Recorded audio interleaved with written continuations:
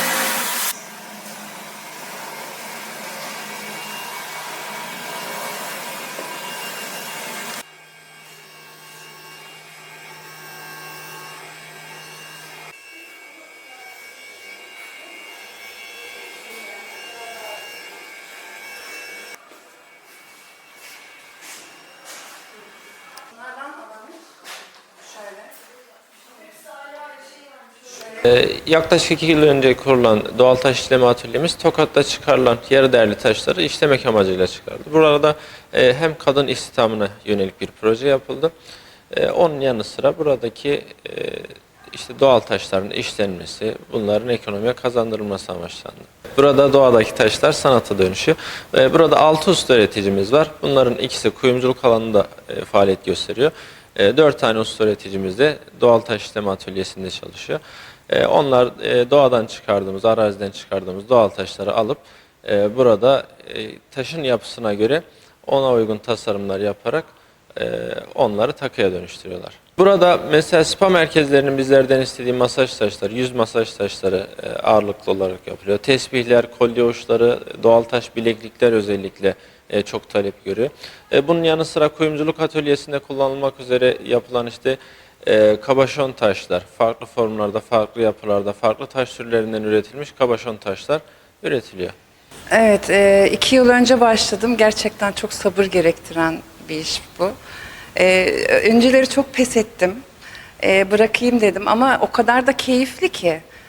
Ama sabır gerektiriyor mu? Evet, gerçekten gerektiriyor. Bir de bu doğadan çıkan taşları, doğal taşları değerlendiriyorsunuz, takıya dönüştürüyorsunuz. Bir de onları görünce, beğenilince bu çok gurur verici bir şey. Çok hoşuna gidiyor herkesin. Bizim de tabii çok hoşumuza gidiyor. Doğadan, kırsal bölgeden topladığımız taşları burada sanata dönüştürüyoruz. Düşünün, öyle taşlar doğal olarak geliyor.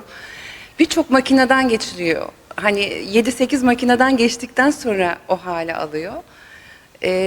Takı yapıyoruz, kolye, küpe, bileklik yapıyoruz, tesbih yapıyoruz. Böyle değerlendiriyoruz.